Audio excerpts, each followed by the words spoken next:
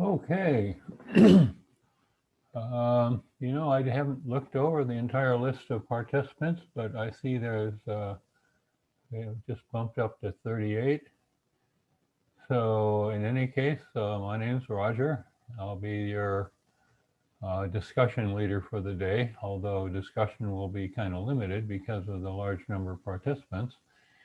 Uh, what we're going to do here is use the Q&A for comments and questions. If you have anything other than comments relating to the material, you can go to the chat box and the host will be monitoring the chat box. I'll be doing my best to monitor the Q&A and to answer as quickly as possible. There may be some cases where my answer will be, we're coming to that, so please hold on and we'll get there. Okay, so I'm guessing we've got a number of participants or a number of attendees from up in the New England and New York area. I'm personally sitting down in, we used to call it Paradise. We now call it the pandemic capital, although we're still behind Texas and California, I guess, here in Florida. So this is what I do. I kind of stay in the house these days, and I'm guessing some of you might do almost the same. Anyway, topic today is ethics. Ethics in the engineer food for thought, and we're going to use a slightly different approach to ethics than many of you, and including myself, have had in the past. Typically an ethics course picks a particular project or maybe goes over some rules and this is what happens if you break the rules and so forth. But we're going to base this talk on the ASCE Code of Ethics. And so let's move on here and see where we're going. What kind of ethical problems have been out there? Well, there have been a few in the last few years. Starting 1903 was the discovery of the N-ray, which was not really a real N-ray. And moving on up to Denver Airport runway concrete in 1993. Some of you maybe remember the Exxon Valdez, and then there were claims of cold fusion. I was born in 1943, so I remember a lot of these. The DC-10 cargo door failures, and so on goes the list. There's a few more over here. The earthquake in Haiti, the bridge collapse in the Interstate 35 in Minneapolis. And there's a few things with asterisks after them. These are items that happen to have come up since I first started thinking about this course. But the topics without asterisks can be found and discussed in this particular book on engineering ethics. And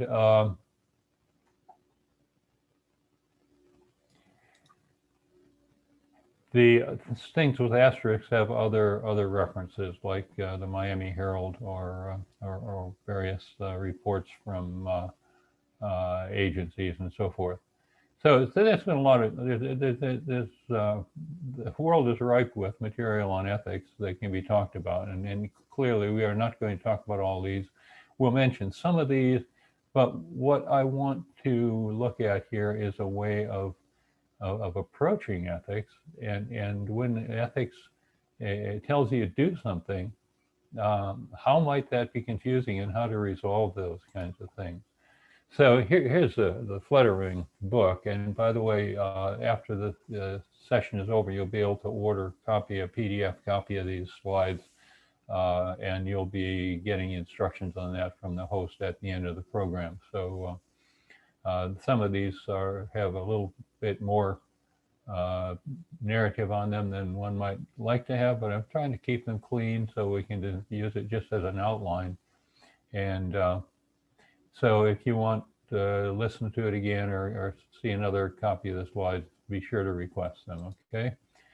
What about ethics then? Well, Webster's Third International Dictionary has all kinds of good stuff in it. One thing it says ethics is the discipline dealing with what is good and bad or right and wrong or with moral duty and obligation. And it kind of emanated from the Greeks. A group of moral principles or set of values. Well, that's kind of what we do in engineering. We write these things down. Here is the principles of conduct governing an individual or a profession. So here's where the ASCE comes in. It's defined in Webster's dictionary. And then being in accord with approved standards of behavior or a socially or professionally accepted code. So that's kind of what ethics is, and I'm not sure that that answers it any more than what might have been the answer before looking at this slide. But in any case, there's a lot of folks who've thought about what ethics might be. And every engineering discipline has a code of ethics. We picked singled out the ASCE. Personally, I'm an electrical, so the IEEE would be more applicable to me. But fact of the matter is, these codes are very similar to one another, as we'll see.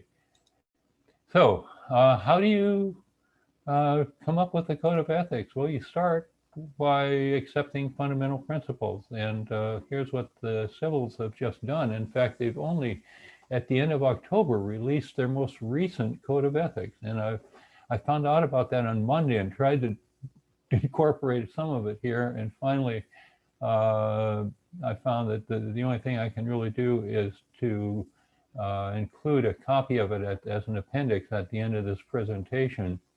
And I also have a comparison of the old code and the new code. And there's a lot of common ground between the two. It's just the presentation's a bit different on the new code. So anyway, here's what we've got. And here's one principle, okay, create safe, resilient, and sustainable infrastructure. And this word sustainable is showing up more and more and more in engineering practice. And I'm sure and in architectural as well. And so I'm sure a number of you, certainly sustainable is not a new word. Treat all persons with respect, dignity, and fairness in a manner that fosters equitable participation without regard to personal identity. Now, this is, I think, pretty clearly recognizing that there is a narrative going on these days about who's included in a community, and clearly the civil engineers are saying that we're talking a person's qualifications, not their color, creed, or anything else. It's just how good of an engineer or architect might they be. Consider the current and anticipated needs of society. And this again reflects the idea of sustainability, because anticipated needs of society. You know, we may need a whole lot better drainage here in Highland Beach, Florida. And so that's certainly something for civil engineers, but that involves a lot of other engineers as well, because you start getting too much water in the ground, it starts getting into your fiber optic cables, whatever. So the job of engineers, the ethical responsibility is not just to look at what's going on right now, but to imagine what might be happening in the future. I can tell you that back in 2012, I was trying to convince architects and engineers to anticipate that by 2020, photovoltaic power would be less expensive than utility power, so please design your buildings with south-facing roofs. You can imagine how many people listened to me. On the other hand, by 2018, in most parts of the country, photovoltaic electricity was less expensive than utility electricity.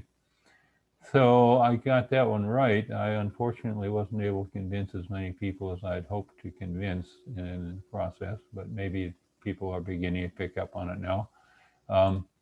We cover that in other lectures, but this is important in terms of the recognition of the civil engineers, that we have to look in the future as well as the present, and utilize their knowledge and skills to enhance the quality of life for humanity.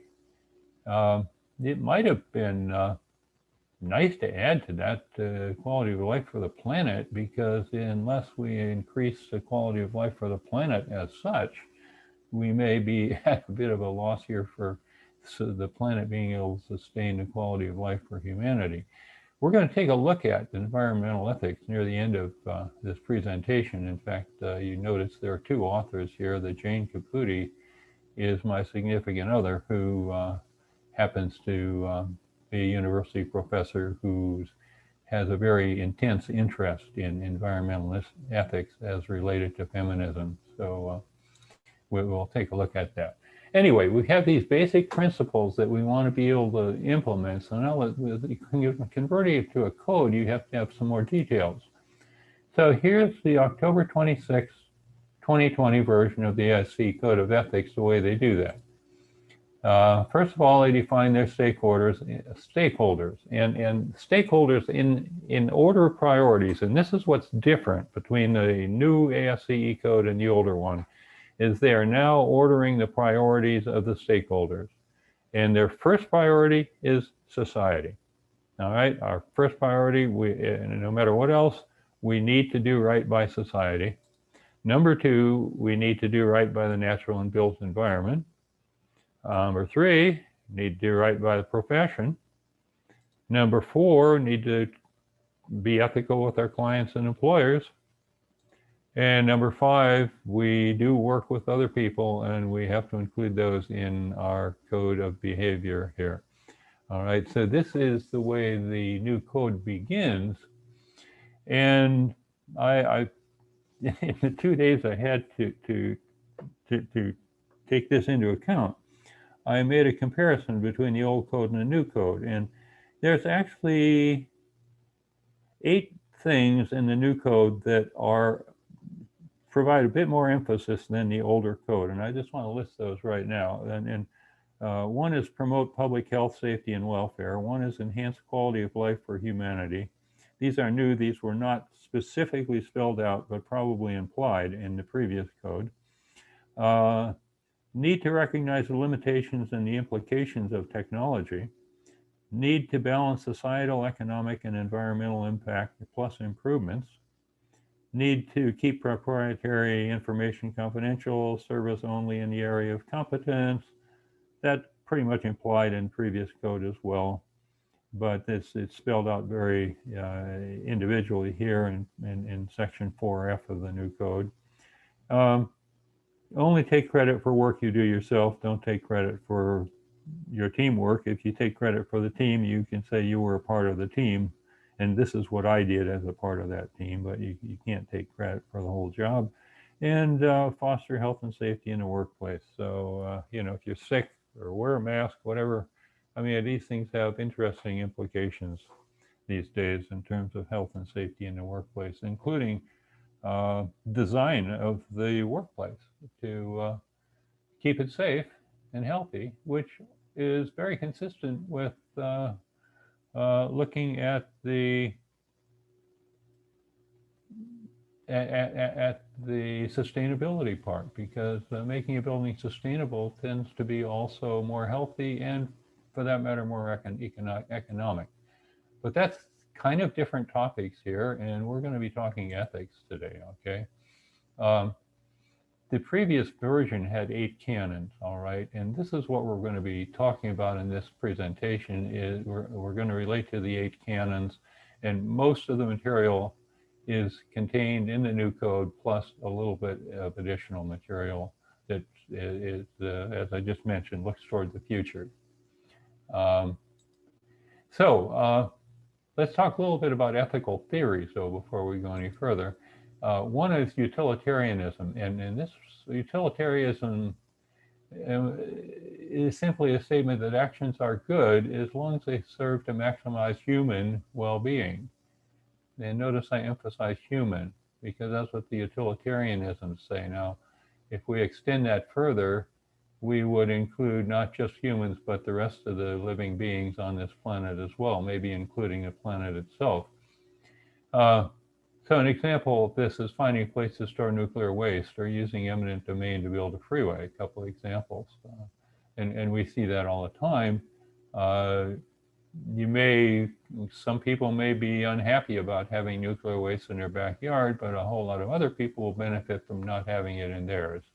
So that's the utilitarianism effect, is to minimize the discomfort and maximize the well-being.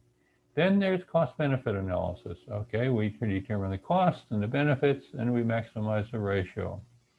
And that's kind of like utilitarianism as well. but sometimes it is very difficult to quantify, such as cleaner air from a hybrid or an electric vehicle. How do we put a price tag on that?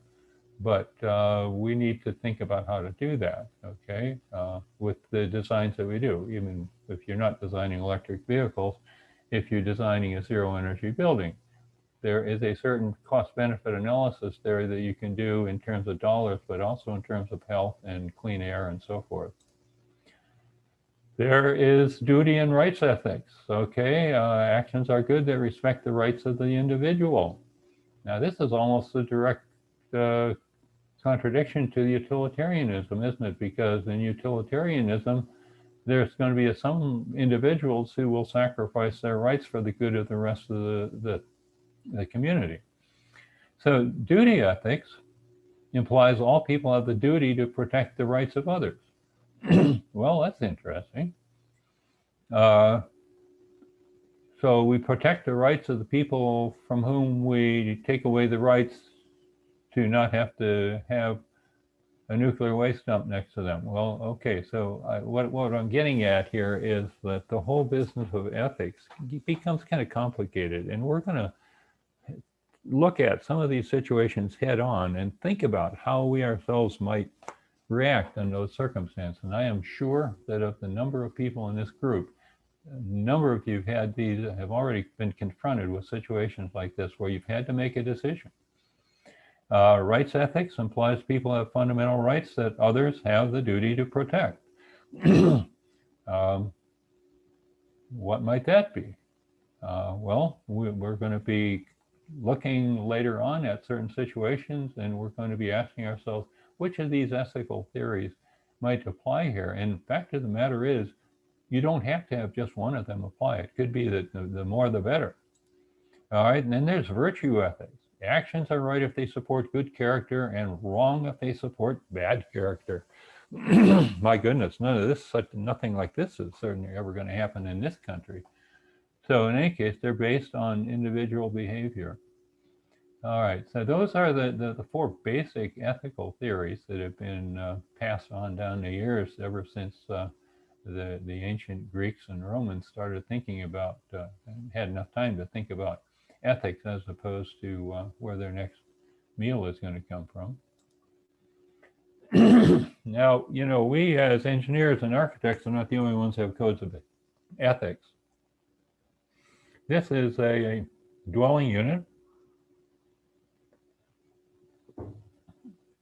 in the village of Delaunay, which is on the northwest corner of Great Bear Lake, up in the Canadian Northwest Territories. It is the United Nations Economic and Security Council World Heritage Site, as are a number of other sites around, and this gives it a certain autonomy. And they have their code of ethics. It's pretty simple. Share what you have, help each other, love each other as much as possible.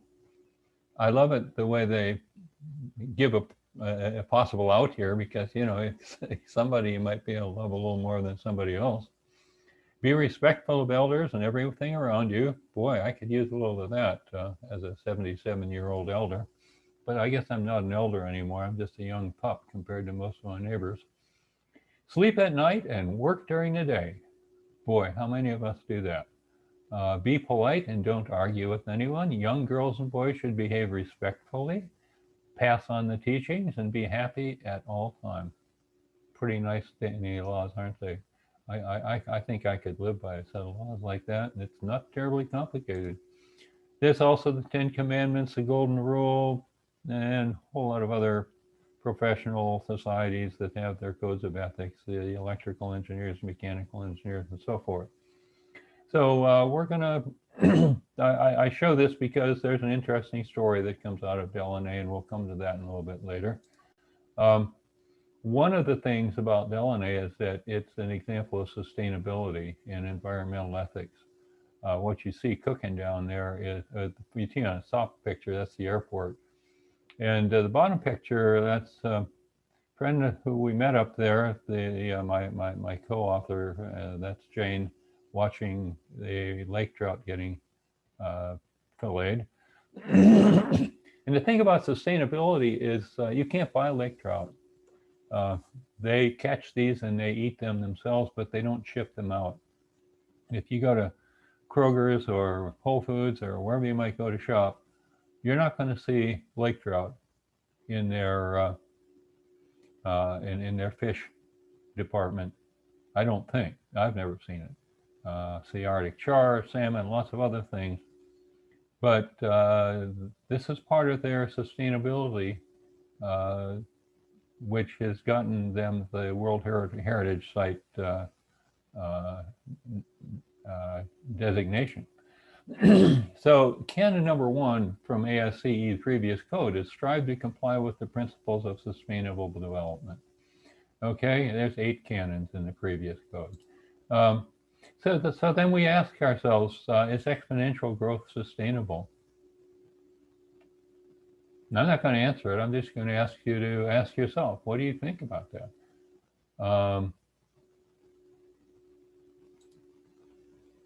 What about global climate change,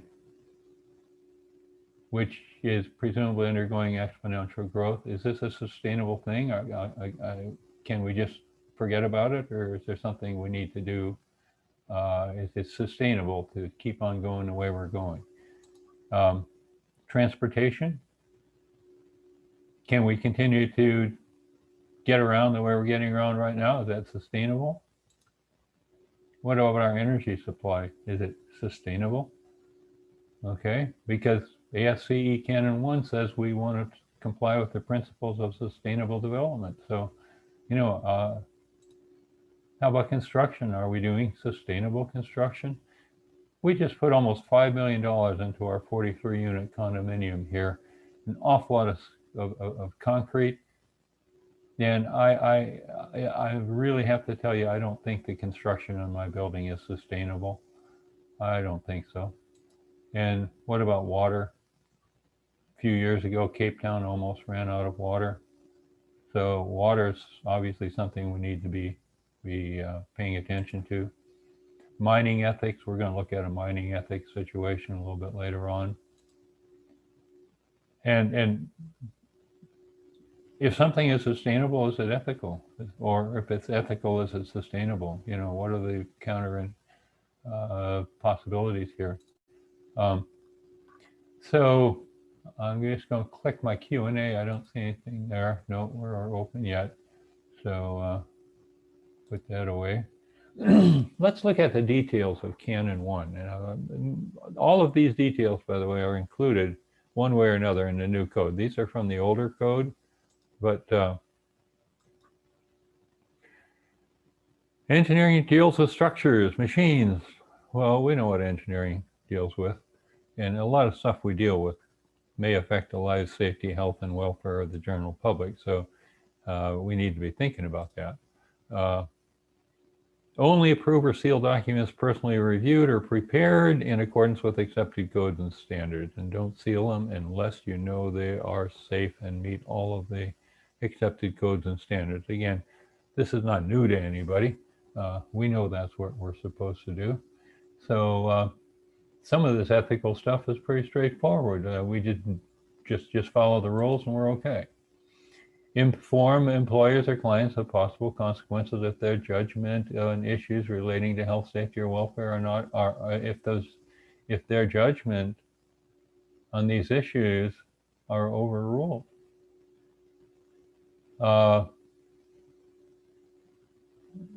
In other words, if the boss says we're going to do this anyway, even though you don't think it's a good idea, you need to let them know that there could be consequences, and this is what it could be. That rocket could blow up. That bridge could collapse. Whatever. That building could collapse. Now, we need to report apparent violations of Canon 1 in writing to a proper authority. And sometimes that, who in the world that might be an interesting. Now, if you're not sure, you can check with your professional organization, because ASCE in their new code says they'd like to hear about a violation of any of the new code. participate in constructive public service activity involving enhancement of community safety, health, and well-being, and protection of environment through practicing sustainable development. There's that word sustainable again. All right. But also getting involved in public service activity, maybe helping to explain to the community why it's so important to support sustainable development. And finally, adhere to the principles of sustainable development to enhance quality of life for the general public.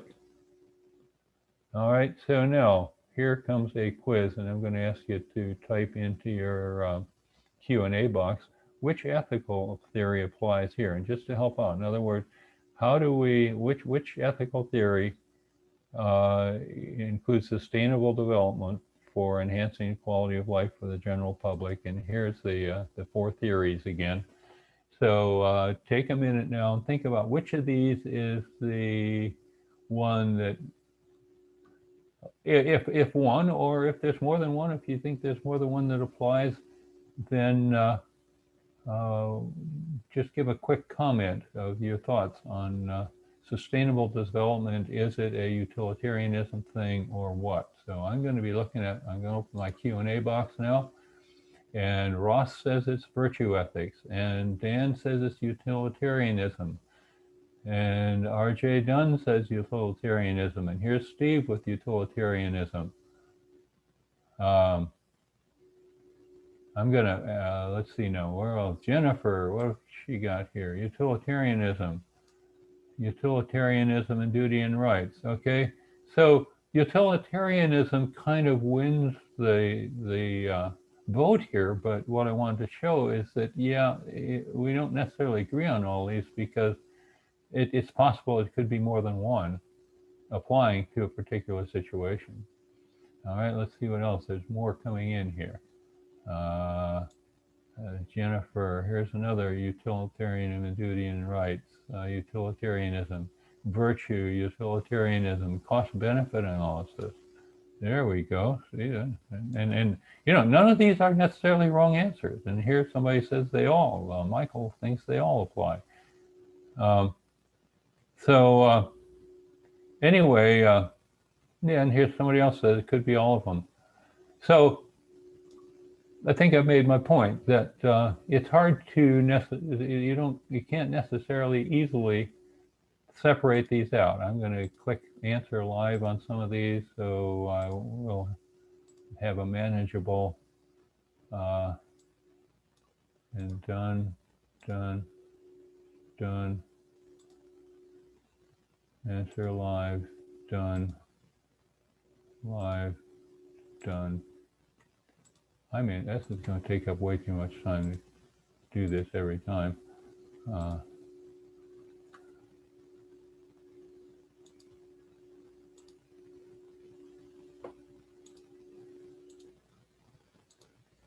Okay, enough of that. Here we go. Let's move on.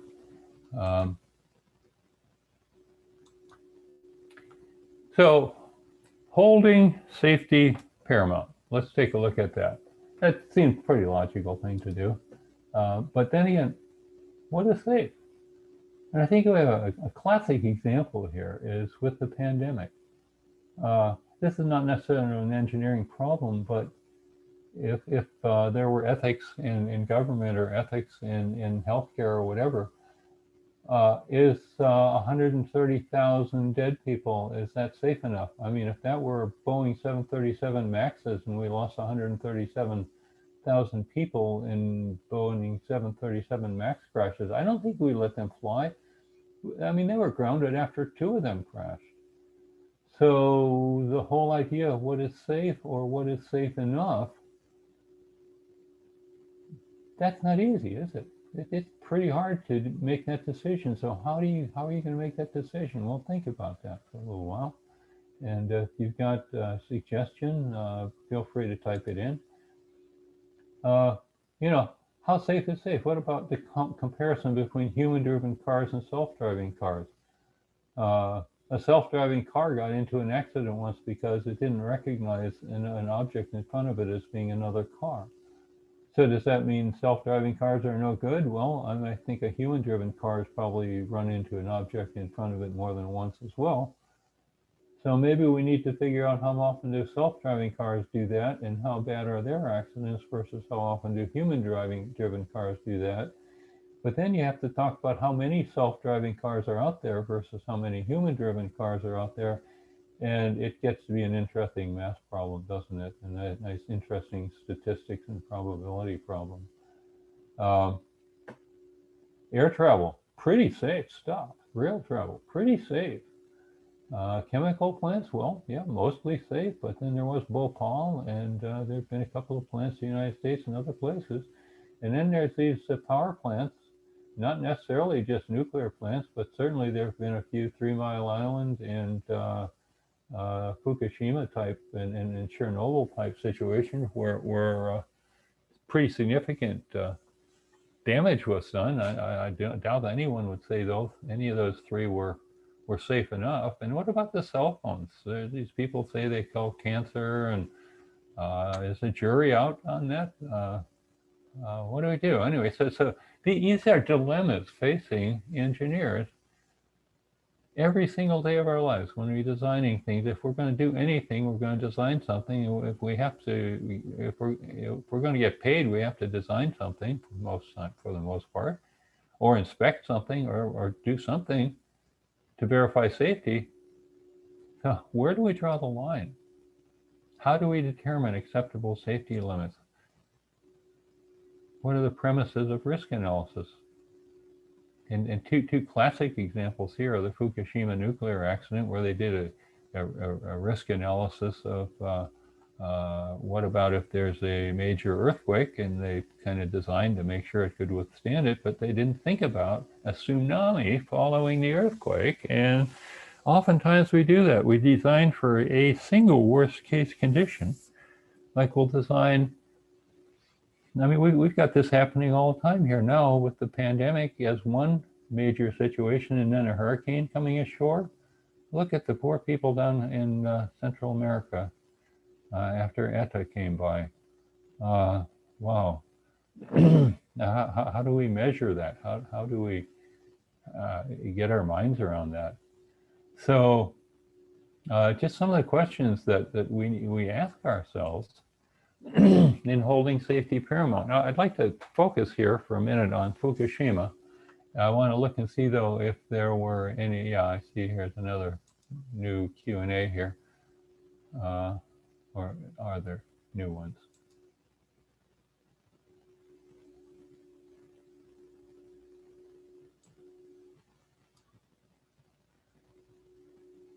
Okay.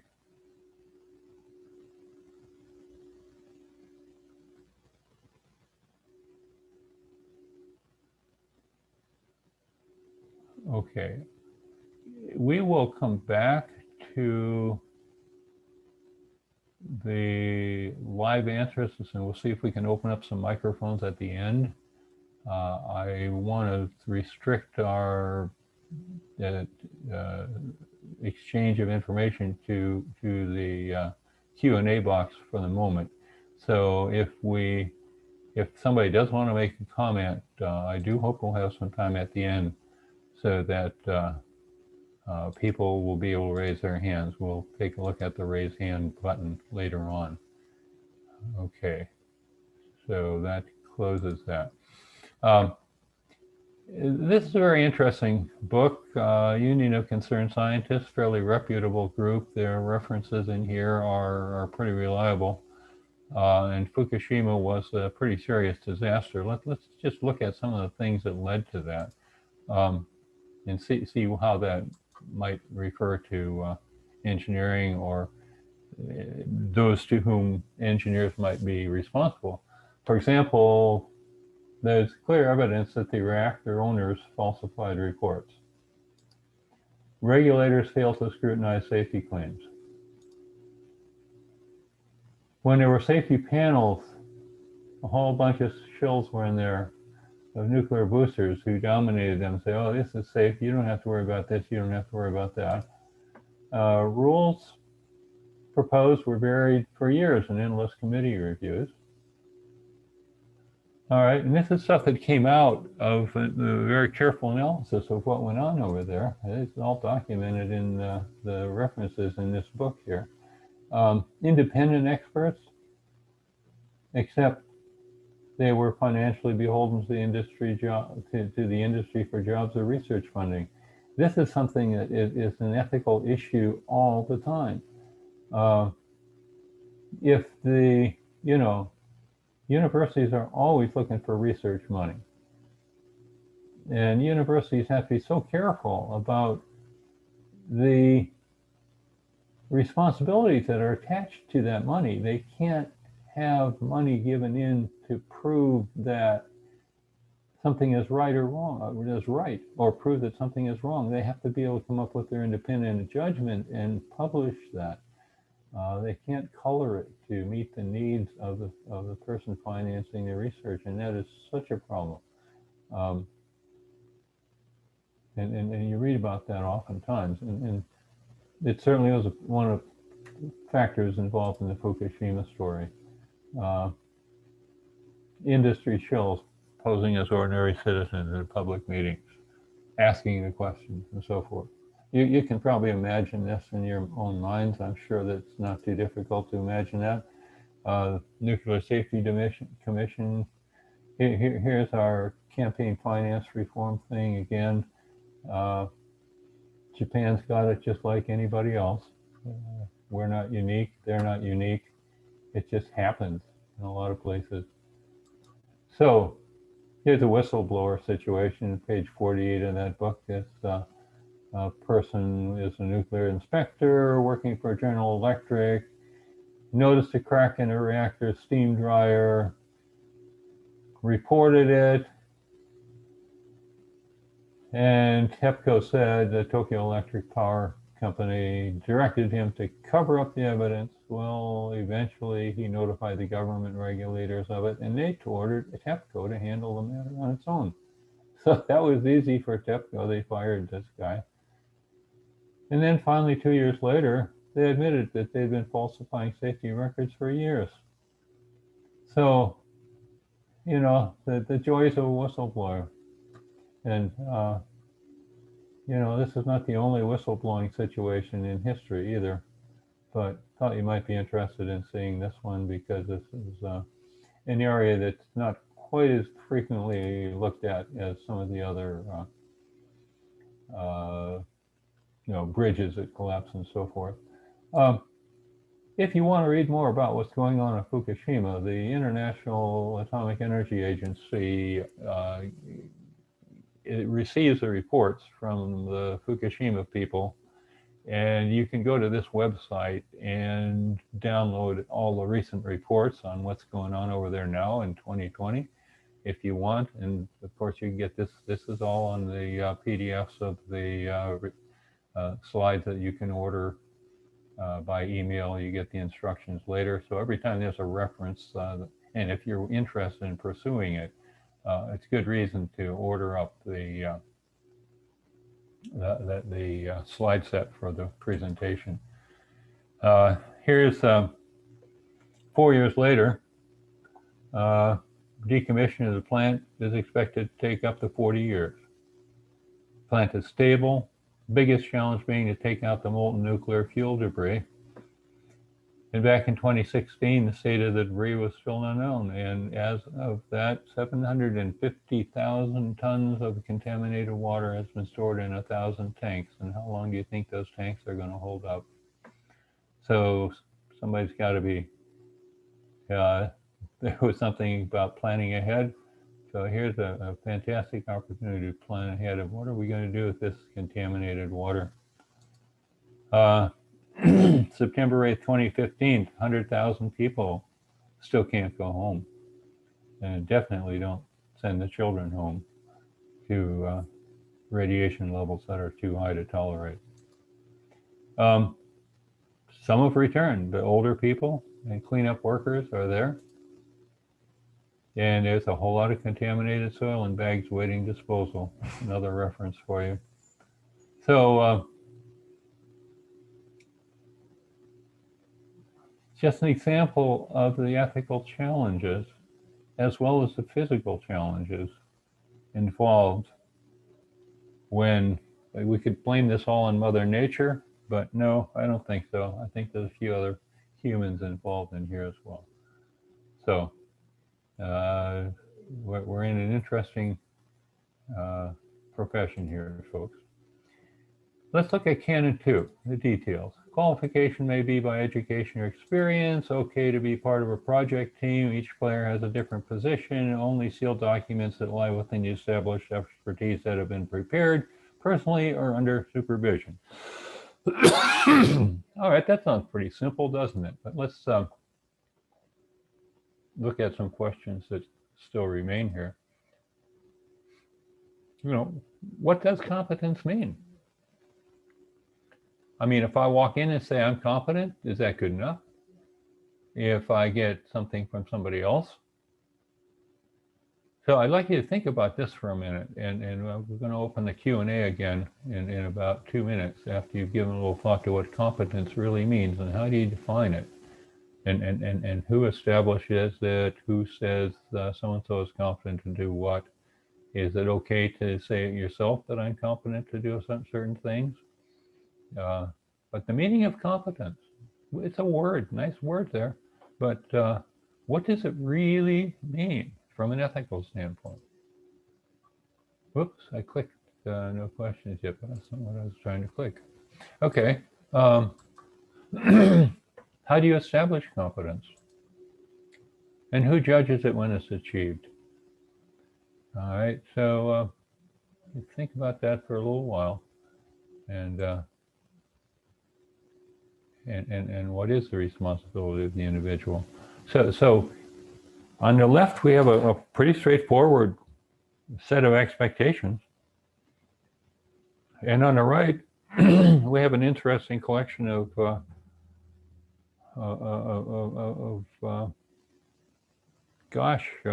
maybe it's not as simple as it looks. And that's kind of the message we're going to try to get out here today, is that ethics maybe isn't quite as easy as it looks, but we still got to give it our best shot. Okay, let's see if we have any comments here. We don't need everybody to comment, but if anybody has something they'd like to mention or share. So far, I don't see any. So I'm going to move on, but if anybody wants to continue thinking about this, we'll take a look. Meanwhile, let's look at Canon 3. There's 8 of these. Let's see what time it is here. It's 2:44. So we need to move a little faster. Endeavor to be honest with public on engineering and sustainability. Include all relevant information in report statements and testimony. Testify only on the facts, the same for plaintiff or defendant. These are all things we've heard before. Identify revenue sources when paid to make statements. I'm an expert witness, and yes, I'm being paid by the manufacturer of the automobile or the manufacturer of the bridge, because I spent a lot of time analyzing what happened here. But I guarantee that what I'm saying is what's accurate, and it's not slanted to benefit the person who paid me. You know the drill on that one. Profession above all. That's what this is all about here on Canon 3. So should be easy, but what about outside pressures? I want to show you a water heater test report on the next slide. Because sometimes clients will pressure a supervisor. Sometimes client will be the government. So again, these should be easy, except there are these other factors involved that make it a little more complicated. What about spinning a statement? Taking some, have we ever heard any about this before? Maybe it doesn't happen as much in engineering as in other areas, but spinning certainly has an ethical component, because it can end up with people getting killed, and that's not a good thing. Here's the water heater story, okay? Water heater on the left, water heater on the right. This is something that I analyzed the report on this about almost 30 years now since this happened. But it was in the time of energy conservation things, and the idea was that if you put a timer on your water heater, your electric water heater, you'll save energy. So how do you do the experiment? You had the very same cold water supply to two side-by-side water heaters that are identical water heaters, same insulation, same everything. You put a timer in the line of one of them and you don't have a timer in the line of the other one. You just let the thermostat take care of that one. And you drain equal amounts of hot water out of each tank.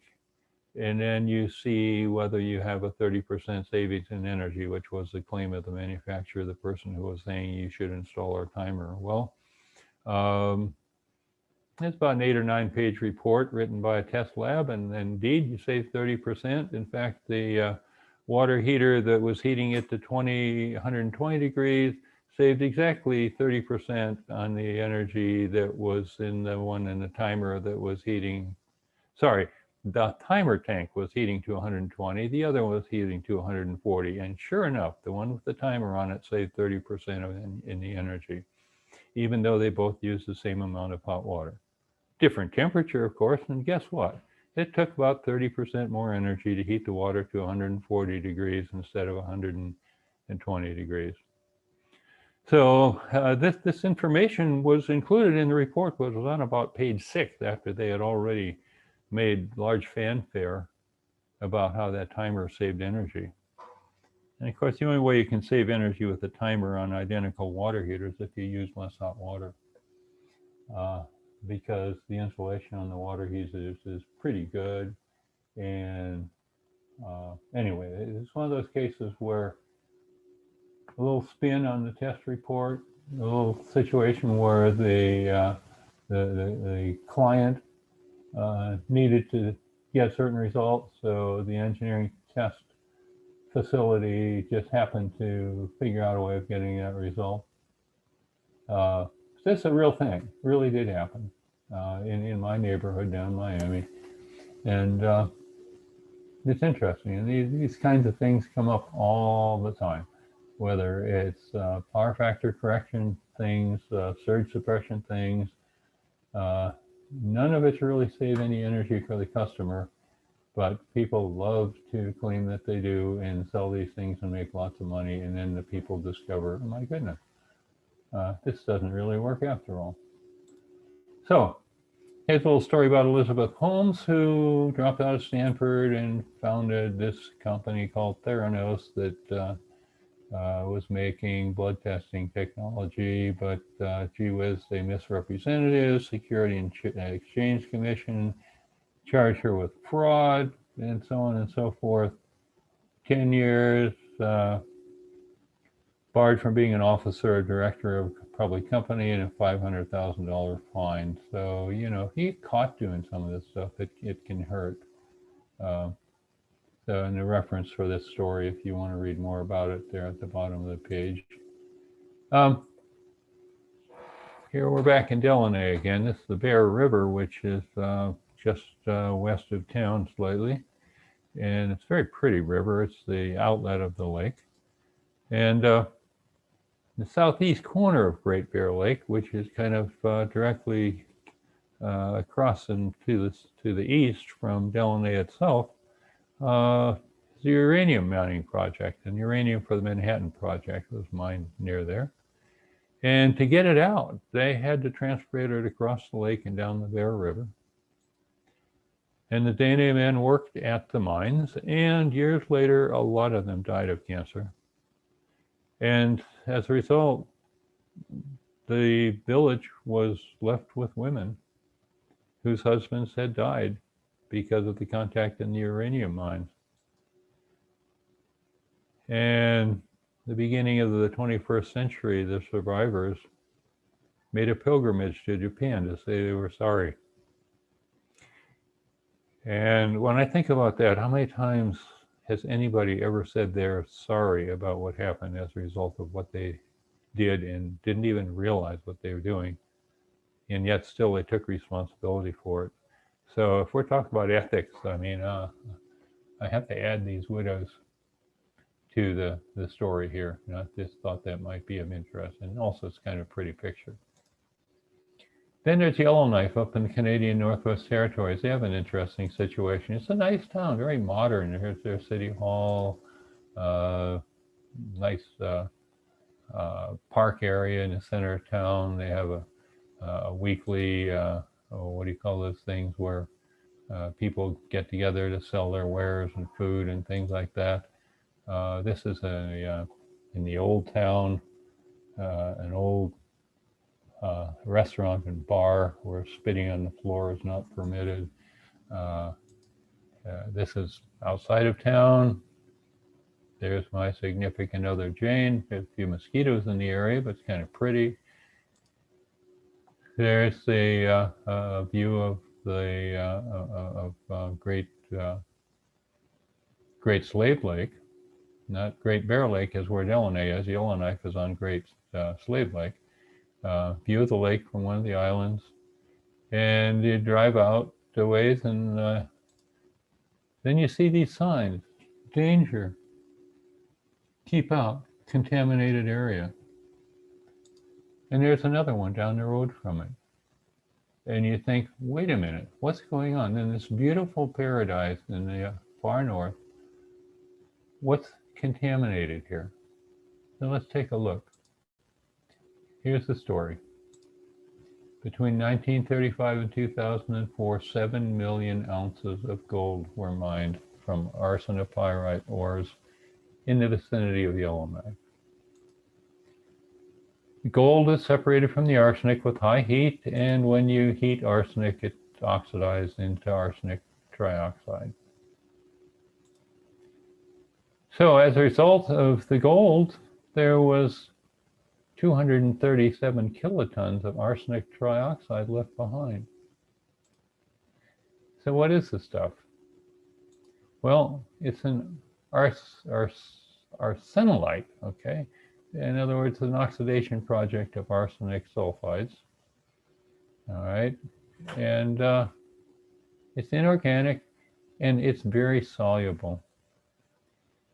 And there it is, left behind after the gold has been removed. 237,000 tons, okay? And now they're stored in chambers underground at the mine site. And the collected dust is water soluble, so it contains about 60% arsenic trioxide and other minerals such as iron, antimony, and gold. And 14 underground chambers in the vicinity of Yellowknife. And if you look at the map, you take a look and look at all of the lakes around Yellowknife. You think Minnesota's got 10,000 lakes. Yellowknife has got a whole lot more than 10,000 lakes in the vicinity. And the question is, what about groundwater? How many of this arsenic trioxide has found its way into these lakes? Well, they don't know. They haven't been able to measure it yet. Anyway, the temporary solution chosen by the oversight board was freezing these underground areas to contain the arsenic trioxide until somebody comes up with a better idea, which hopefully they'll do sooner or later. Maybe they'll use the arsenic for gallium arsenide photovoltaic panels, but there's an awful lot of it there, enough to kill everybody on the planet more than once. And the mine owners walked away. Maybe they even have new names, and maybe they live someplace else. Who knows? But no responsibility for cleaning it up. That's been given to the Giant Mine Oversight Board Research Program. All right, and their conclusion is, until we have a better way, we just have to keep this frozen. So there's a big power plant that makes electricity to run the chilling plants to do the freezing. And it's very interesting to drive by the substation associated with those plants. So anyway, one of those little things that goes on around us on our planet, where we're supposed to do sustainable things according to the old and the new ASCE code. Check the time here. Okay, we're doing okay. So let's look at Canon 4. Avoid conflict of interest, whether real or perceived. That's kind of interesting. We'll talk a little more about that. One job involving more than one party. One party pays unless all other payments are disclosed to everybody. Okay, you don't do any work on the side unless everybody knows about it. No tips or gifts.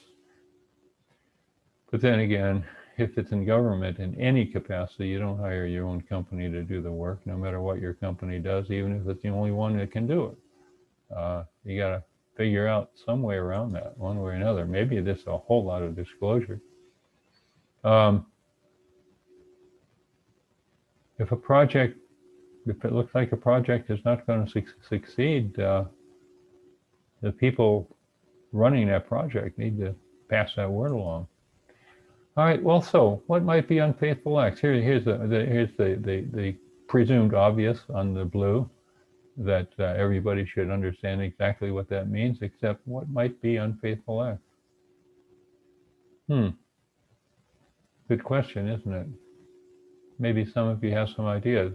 Feel free to jot it down in the chat box if you like. We'll save it there and we'll take a look at it soon. What about loyalty? Are you loyal no matter what to your bosses? Where is your ultimate loyalty? To yourself, to your community? Well, the new ASCE Code of Ethics now does shed some suggestions on that, doesn't it? Because the loyalty first goes to the general public, and it goes in order of the 5 different groups to which the code applies. Okay? There are some very interesting relationships between engineer management and customers. One of the classic situations here is the Challenger example, where the Challenger blew up, where the engineer said, don't launch that thing, it's too cold. The management said, we have to because we are a customer of the federal government and they want this thing to fly because there's going to be a State of the Union message tonight and we want them to be able to cheer on our success. I was walking across the campus the day that thing blew up, and I happened to see that thing separate, and clearly there was a problem. And there was a whole lot more than just the problem of that blowing up. The ethical problem is still resounding as we speak today. What's a tip or a gift? We're going to take a closer look at that on the next slide. Where do you draw the line? Well, let's take a look. Gifts versus bribes. And suggestion that's made is that if you are willing to have whatever situation you're in published by the New York Times, then maybe it's okay. All right, because ethical situations are not necessarily situations that are real. They may be perceived. It may look like you're taking money from somebody, even if you're not. So you have to be careful of what it looks like in order to make sure that there's no possible situation where you might be accused of doing something that's not ethical. So let's take a look at some situations.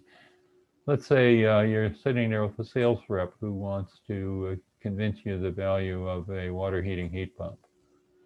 And it gets to be around 12 o'clock and you got 5 guys down the street, and sales rep says, I'm really hungry, I missed breakfast this morning, why don't we go get a bite to eat and we'll continue over lunch. And so you go to 5 guys and you each get a hamburger and I don't even know if 5 guys has milkshakes. I don't think they do, but they have good French fries. And the sales rep offers to buy you lunch. Is that okay?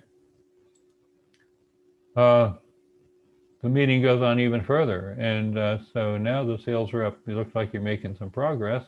So the sales rep offers to pay for dinner at the best restaurant in town. Is that okay? If so, under what conditions? Well, what if we just make it look a little better if you split the bill in half? Well, first of all, you're seen with this sales rep and somebody says, who were you with there? And, oh, well, that's just sales rep I was talking to. And oh, did they buy it? No, no, no. We split it in half. Oh, well, but I noticed they were drinking a lot of. I noticed you were drinking some pretty expensive something or other. So splitting the bill in half means the sales rep paid a goodly portion of your bill. Perception or reality here? What about the tickets to the Super Bowl? Oh, that's when they used to play Super Bowls. Maybe they'll have one this year. Who knows? Uh, After the sale's completed, so there was no pressure on you to buy that person's product. But after you finally determined that it was a good product and you wanted it, then they decided to give you tickets to the Super Bowl. Is that okay, or is that a perception issue that could be a problem? How about the Industry Association donating to a political candidate? Hmm. Is that a an issue in terms of an industry association that has a 501c3 status? Might be a problem. Political Action Committee, another story, but that would not be an industry association like ASCE or ASME. Okay, so maybe that's not okay. Uh, what about a company donating to a political action committee? What are the ethics involved there? Is that a form of a bribe? As a gift? What are we talking about here? Uh, or getting, well, this may not be too far out of line here. I mean, if you're a consultant, you happen to be an expert on wind machines, and an installer down in Costa Rica needs to know they've got a set of plans. They'd like you to review them before they start construction. And you want to look at the site because you want to make sure all of the geotechnical engineering is good. So maybe that's okay. That it looks a little far out, but I mean, you're going to bill for your time and your transportation costs. So it's going to be part of the bill. So even though this may look kind of exorbitant, but then again, wait a minute. What if you spend an extra week in Costa Rica? Well, maybe if you pay for your own lodging and transportation and food and all of your own expenses during that week in Costa Rica that you're not doing consulting. But what about the transportation down and back? Should you be prorating that as well, since you turned it into a vacation as well? So no matter which one, they may seem so simple, but there's almost always a catch. And so you need to always be wide awake and thinking about where might you get in trouble with any of these things from an ethical standpoint. Canon 5. Unconditional political contributions. Now, that could be from a company, couldn't it? And it certainly can be from an individual. I've made my fair share here in the last few months. But I didn't expect anything in return. And as long as you don't expect anything in return, it's okay to donate money to a political campaign under the current system anyway. You're supposed to bid on your credentials, not on the price. Now, this is really hard to get this into the idea of the public. My building makes this mistake all the time. They want to get the cheapest job done, and regardless of how qualified the firm might be. Well, not all the time. Sometimes they do pay attention to the qualifications of the firm. But this is tough. This is tough and I don't have to tell people sitting in on this webinar that this is a difficult thing. You can't just inflate your price because you've got really good credentials either. There's all this whole issue of fairness. What about contingency fees? Well, okay, if your judgment won't be compromised, you better have it in writing or something so that you don't have somebody misled by any contingency fee. No fake credentials, that's pretty obvious. You don't do that. Give credit where credit is due. Dignify the advertising. No indiscriminate criticism. These are all pretty well highlighted in the new canon and the new code as well. And by the way, the new code it appears at the very end of this presentation in the appendix, well, word for word. So again, if you order it, you'll get a copy of the thing, which is hot off the press. No indiscriminate criticism. That guy's an idiot. No, we don't do that. If your employer has interesting tools that are expensive, you don't use them for yourself unless you ask for permission to use them. All right, so here's the how do you establish merit? Here's the problems with these so-called obvious situations here. How do you convey your reputation? Got to be careful to accurately establish your merit and your reputation. Again, any of these things that you want to, if you've had a personal experience here, feel free to share that in the Q&A box, and we're going to hopefully get to that by the end.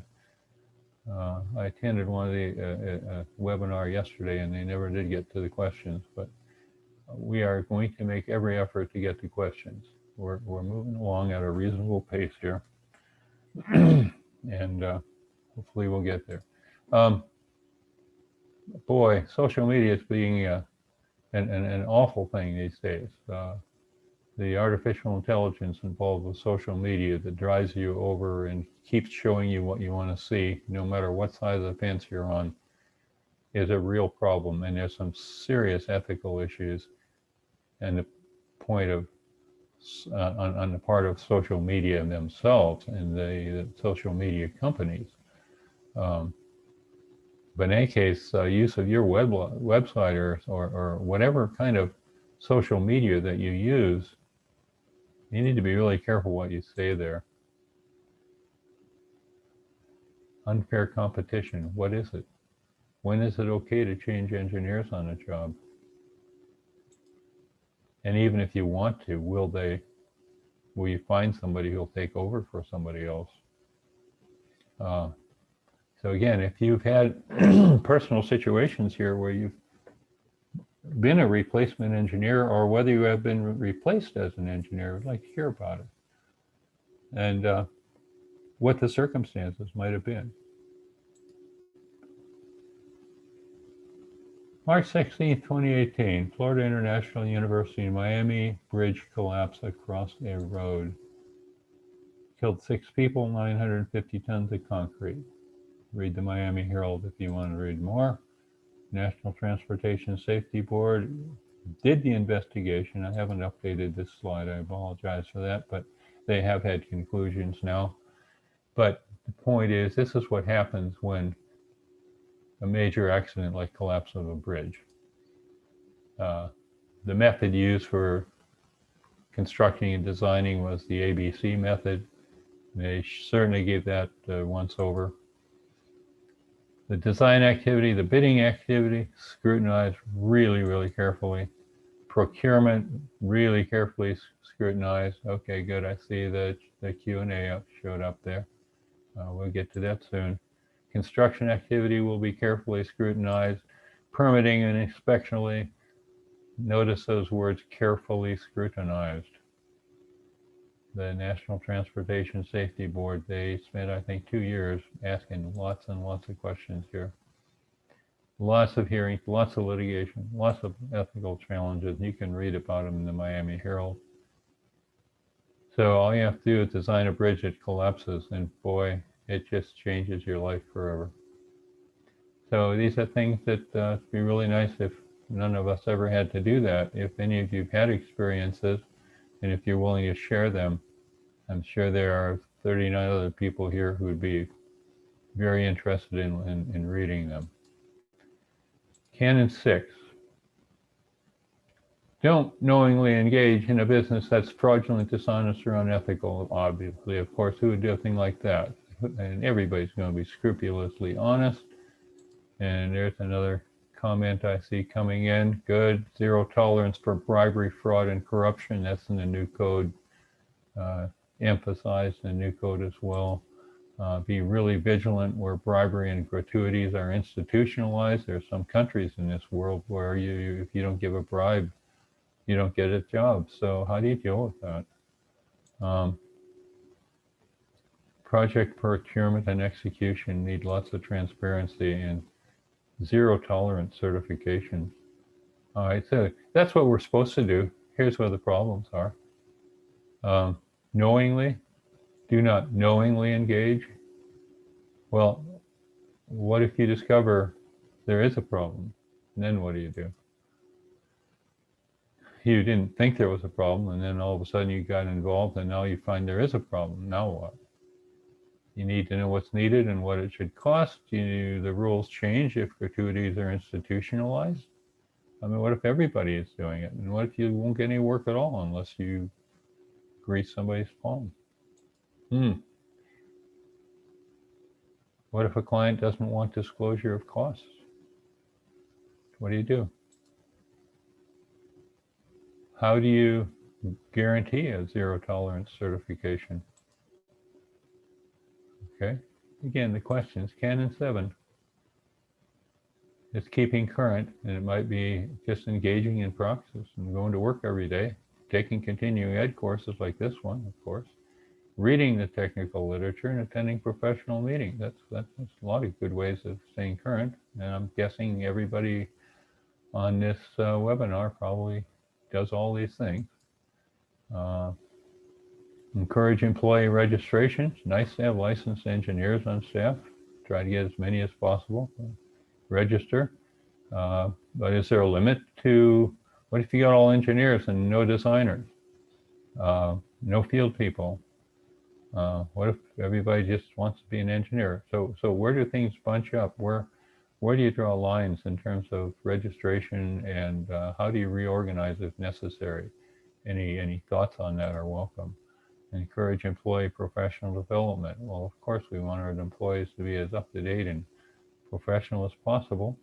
And we want to give people appropriate job titles, salary ranges, and fringe benefits. All right, very obvious things. So where might be some of the problems? Well, here's some reasons for choosing courses you want to take. Okay. And can anyone think of any drawbacks if everyone at an engineering company is a licensed engineer? If you think of any, I'd like to hear about it. And can a title ever substitute for salary? I want to tell you about a situation I'm aware of that has bothered me, and I'm just wondering about others' opinions. You have hired an engineer who has taken the EI exam, and you've given him title of senior engineer and sent him out to be in charge of a project, with the understanding that he or she will not make any decisions without consulting an expert in the area first. Is it okay for that person to be called a senior engineer and to be billed out as a senior engineer? Welcome comments on that as well. All right, moving on, Canon 8. And again, these are just a slightly different ordering of material that remains in the new version of the 2020 ASCE Code of Ethics, okay? Treat people with dignity, fairness, no discrimination, endeavor in good faith to include diverse perspectives, and all that stuff. So what's a person? Do animals count? Plants? The environment? Competitors? Corporations? Are they people? How about future generations? Because after all persons are treated with dignity, respect, and fairness. We maybe owe some fairness to future generations according to the new ASCE code. So I guess that answers that question. Okay, I see another comment coming in. How about machines and robots? Are they people? A lot of artificial intelligence there. Machines that make their own decisions, even though decisions may be kind of A learning machine. Interesting challenge here. Try to figure out whether there is an ethical issue here. Probably so. How about Puerto Rico or other countries that have sustained significant damage from hurricanes and other natural disasters? Should they be treated as people in terms of dignity, respect, and fairness? I mean, I think so. I'll certainly vote for that. So, again, the kinds of questions that tend to come up here. All right, so before we move on with the ecofeminism, I want to go to the Q&A box here and check with the time. 3:16, we're doing fine, folks. So let's see what we got here in the Q&A. When approached by a client, I always require a confirmation of payment. Okay? And I guess there are a number of different forms that can take. Good observation. It's really tough to go on and not get paid for the work you do. It's a good way to go broke. Happened with our contractor here in my building. Somebody stiffed them on a major payment on a different job, and they started using some of the money we were paying them to try to recover from that other job. Big time no-no. Major negotiations. Finally more or less under control. And of course, nobody would want to take over for that contractor. But that was very touchy and complicated. So we're now into year 4 of a job that was supposed to take 2 years. Anyway, that's another story. Let's see.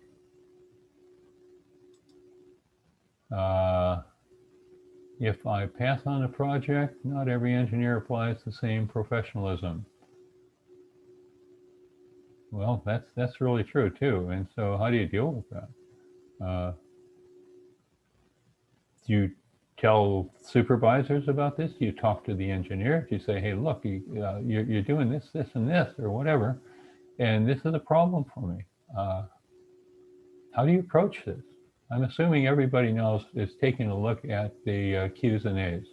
If you're not, I would encourage you to open up the Q&A dialogue box, because we're going down. This was Robert Blue's comment here. Okay, so now we'll move on, and let's see. If I'm retaining an engineering firm for a project, I do not find it acceptable to change me for a senior engineer and then use a junior engineer to carry out the work. So to charge me for a senior engineer. Yeah, that doesn't seem quite fair, does it? So thank you for your comment on that. And can't consider engineering intern as senior engineer. Doesn't pass the, yeah, right. You have to pass the PE exam to be considered a senior engineer. So thank you. So far, everybody agrees with me. I appreciate that. Senior engineer should not be used unless the individual is a registered engineer. State, yep, okay, same thing, good. And Puerto Rico is not another country. No, it's not. Sorry, Catherine. It obviously is part of the United States, just not a state. But so many people consider Puerto Rico as another country. And that's a really serious problem. I have to agree with you there. And thank you for correcting me on that. I should say shame on me for suggesting that. It is the responsibility of the United States to take care of Puerto Rico. That's what the relationship is supposed to be all about, mutual support. I spent a fair amount of time in Puerto Rico back in 2012 at the Army base down there. We designed the photovoltaic system there about, I can't remember now, somewhere around 2.5 megawatts, and we were down there to commission the systems. And no, I guess I've been there twice now, and I agree that Puerto Rico is such a nice place, and they've gotten a bum rap on a lot of situations in the United States in terms of being there when they're needed. Let's see. Owner does not like an opinion that the owner was looking for and replace the original engineer with another who was willing to give the opinion the owner was looking for. Okay, and so what's the obligation of the engineer who was replaced if in fact it would appear that the new engineer is going to suggest something that's not safe? Again, ethical dilemma here, isn't it? I mean, you get replaced, that gets you off the hook, but that's when somebody else is there, and are they going to rely on their insurance to pay the bill if somebody dies as a result of a mistake they make? That's pretty heavy burden.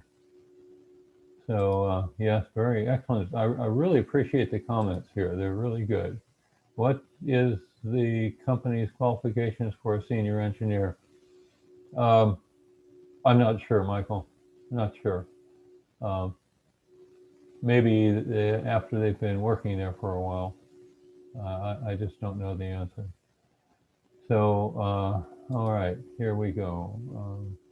Any other? Okay, we've answered 28 questions now, or at least we've discussed 28 situations, not necessarily answering all the questions as such, but we've had two-way communication on them.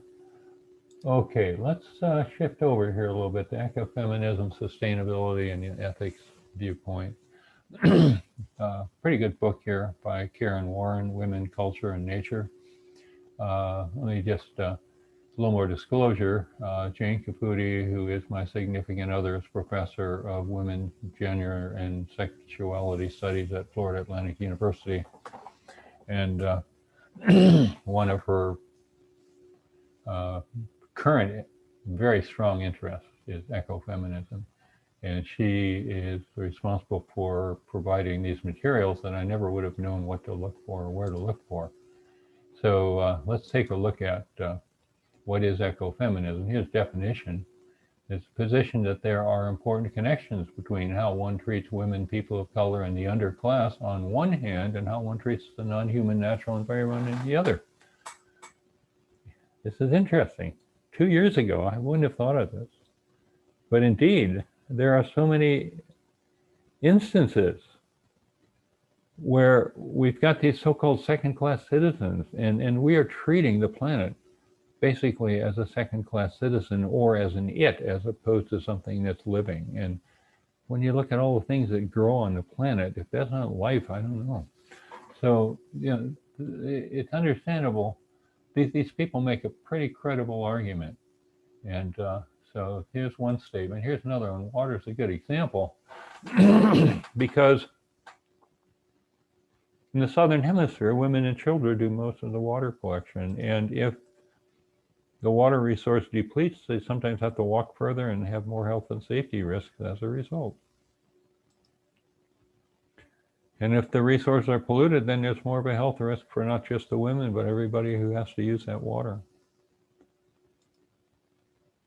So the ecofeminist in general is saying that the earth must be recognized as a body that must be respected, a living being, Mother Earth, not an it, which is a typical view of the planet Earth in the Anthropocene, the age of machines. We feel we've got control of it.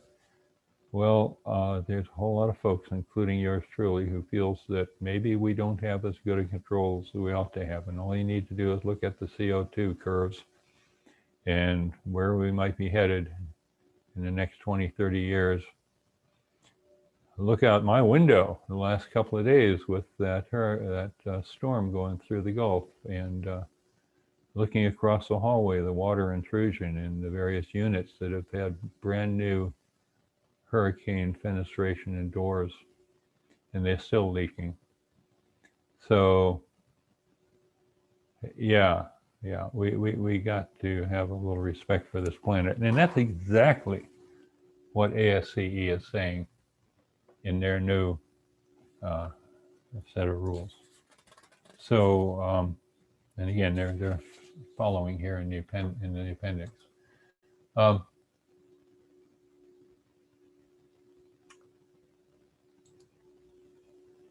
Silent Spring by Rachel Carson. Rachel was one of the original crusaders, and some of you may remember her crusade against DDT, killing all the bugs, which then killed all the birds, which then all of a sudden the Silent Spring was that there were no birds chirping because they all died from ingestion of bugs that were killed with DDT.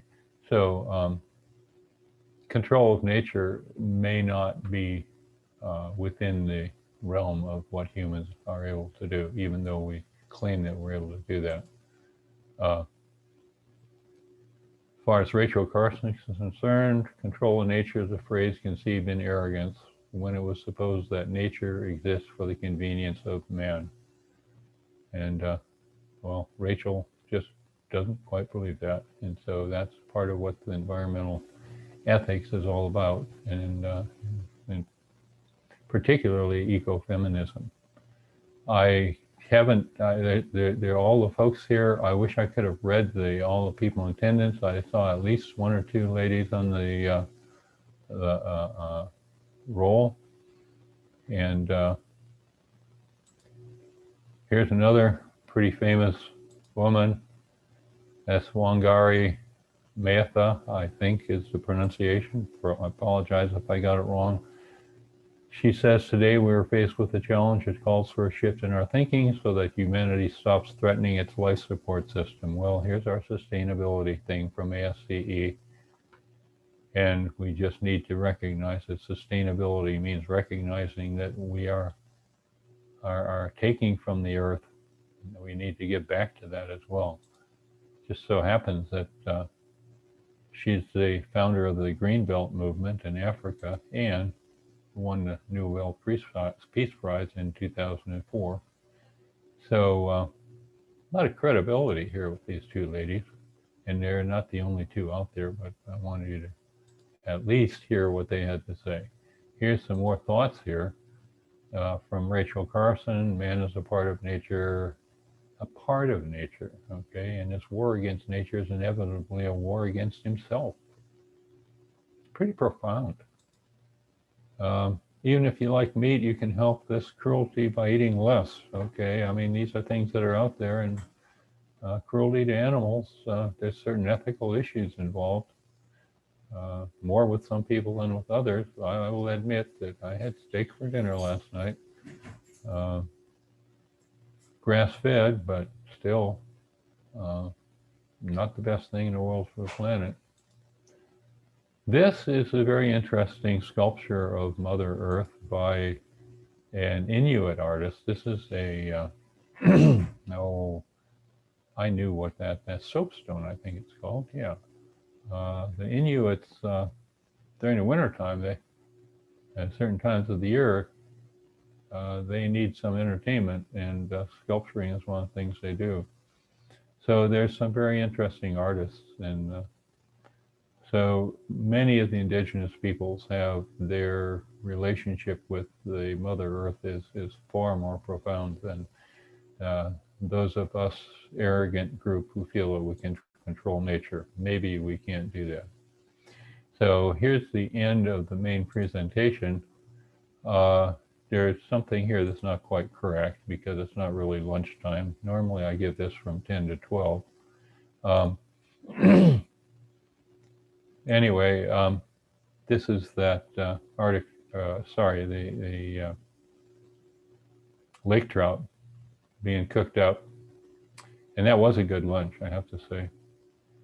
So just want to show you, here's, I'm not going to go through this. We're going to see if there's any discussion. Let's first look at the time. Oh, it's only 3:30, so we have a half an hour here. So we have a lot of time for discussion. So I think we're going to take a look at this brand new ASCE Code of Ethics. And I'm going to quit talking now for a minute and let you, you don't need me to read this to you. Let's see if, let's let everybody read this page. And let's talk about it.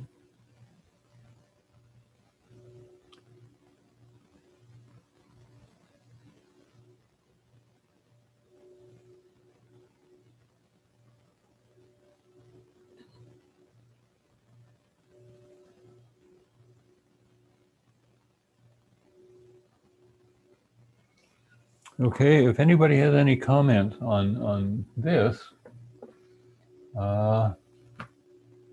if you, let's just see, I think in the participant box, I believe at the bottom of that,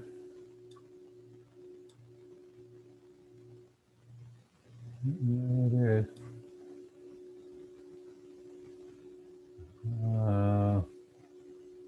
Oh, let's just see where, I want to see, I'm looking for the raise hand button.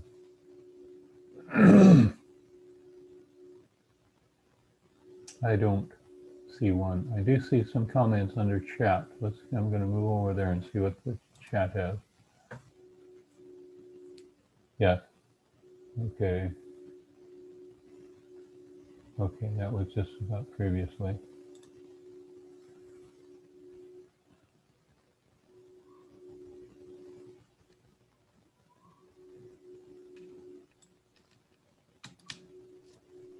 Oh, okay. There's a raised hand. Good, you found it. Elaine, I believe you're unmuted, so we welcome your comments.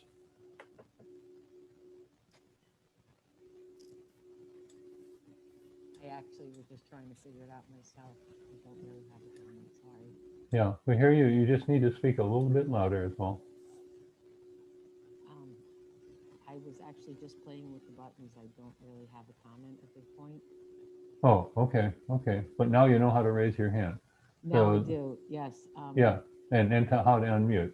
So I'm inviting all the participants now, all of the attendees, 38 people. If you want to raise your hand, if you can figure out how to do that, and your screen is probably different from mine, slightly different, but probably somewhere near your name is a raise hand button, and just raise your hand, and let's see, what's it say here?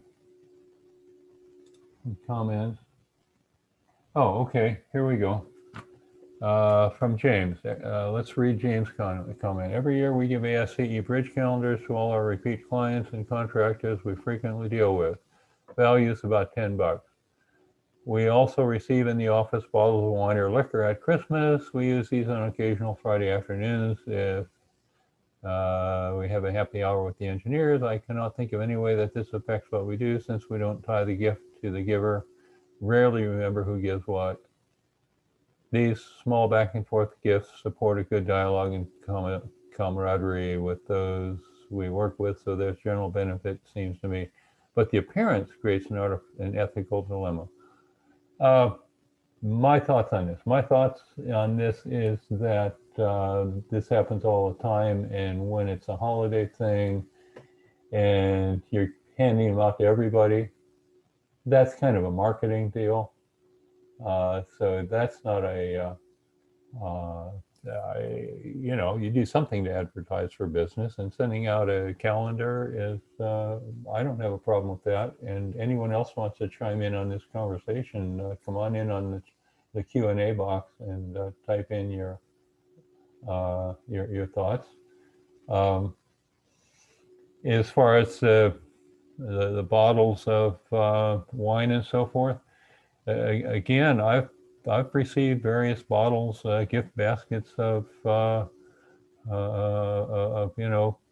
cookies and cake and sweets and stuff I shouldn't eat anyway. But it's Christmas time, and I don't think anyone either perceives that as a bribe or definitely feels like that's a bribe. It's just sort of thank you. I mean, I agree with your interpretation of it. And let's see. Steve says that he sees it in marketing, and it's universal. Engineer refers to an older standard to justify a position that's no longer acceptable by a newer standard. Is this ethical? That's very interesting. Do you have a specific example there, Sindhu? Because obviously the newer standard is one that supersedes the older one. Now, the whole thing I was doing here with the older standard is not necessarily endorsing that older standard, but just trying to demonstrate the difficulty in being able to adequately and accurately interpret what the standards say, because they use words, and words sometimes are ambiguous. And in ethics, I one of my best friends years ago, back when I was still an engineering faculty member at Florida Atlantic University, was a philosophy professor who specialized in ethics. And his position was that you can't really characterize ethics in words. It's a personal feeling. It's just your own sense of right and wrong. And some people's sense of right and wrong is a little different from other people's sense of right and wrong. So then you need to look for some consensus in what's right and wrong.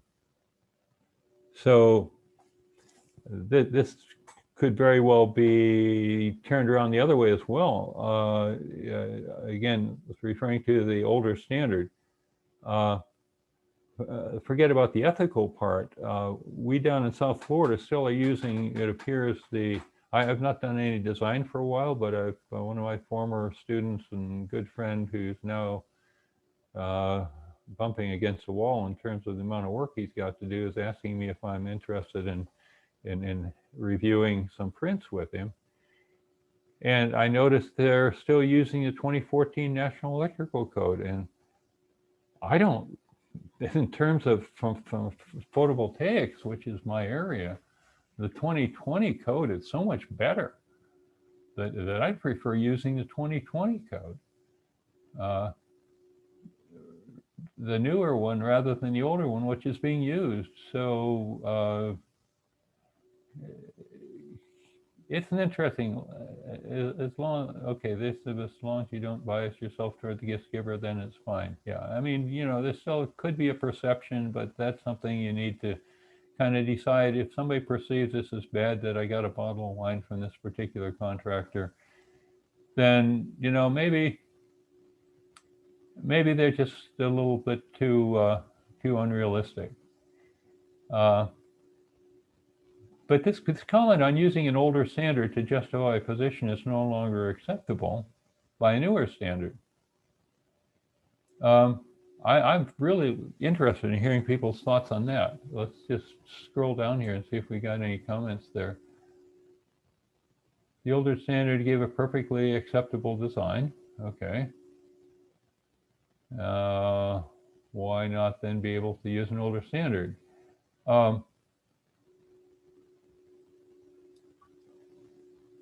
Well, newer standards don't necessarily rule out older standards. And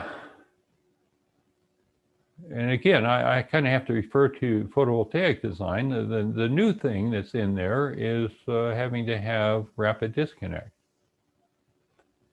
And you can build a perfectly good system without a rapid disconnect, but it's not quite as safe as one that does have a rapid disconnect. So I guess really the criterion there is there a compromise in the safety or well-being or health of anybody by designing to the older standard, when there's something new that is more specific and tells you what you can do. I think that's really where the ethical issue comes in here, is that if the newer standard was developed, well, for example, ASCE 7, the wind load now in South Florida is sort of like 170 miles an hour when it used to be 150. I don't think it's okay to design to 150 mile an hour wind when new information has come through that says that it is more prudent to design to 170 mile an hour wind. And this may be increased in the next version of ASCE 7, who knows? So I think therein lies the difference, is whether there's a significant thing with the newer standard that makes it more safe as far as the public is concerned. Let's see, we've got more Q's and A's here. I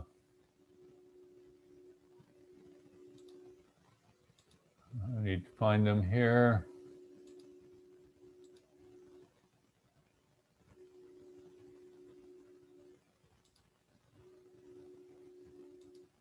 Okay. The year of the code can be more dictated by the governing agency, not personal preference. Oh, absolutely. Steve, you're absolutely right there. I mean, it's the governing agency that decides which code is applicable. And sometimes, again, this is where the codes are important because it always comes down to the authority having jurisdiction. And my argument here is that if you feel that it is so much better to use the new code than the old code, then it's your job to sit down with the authority having jurisdiction and explaining to them that it is safer, more economical, and all the things check off why it's better to use the new code rather than the old one that's currently adopted. Let's see, is this to replace the canons? Yeah, this new one replaces the canons, that's correct. Let me just flick through it so you can see the format of it. Okay, I'm going to close the comments for a minute. And I'm going to close participants for a minute. And I'm going to move on. Here's the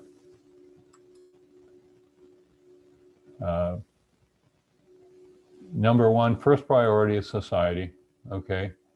And second priority is natural and built environment. Third one is professional. Others. These is your, as an engineer or as a civil engineer, your obligation follows this certain order here. The absolute number one thing that's important, I'm going to back up one here, is this one right here, 1A. First and foremost, protect the health, safety, and welfare of the public. That takes precedence over everything else as far as this code is concerned. Otherwise, the order in which these other items appear, there is no priority other than that they fall under society, and these have a higher priority than the items listed in number 2.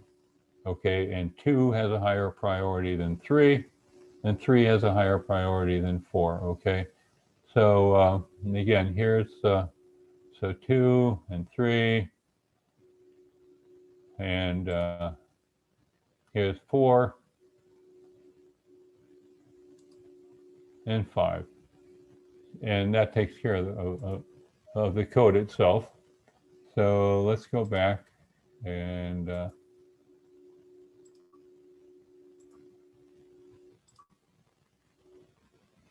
let's see. Let me get my Q's and A's up here again.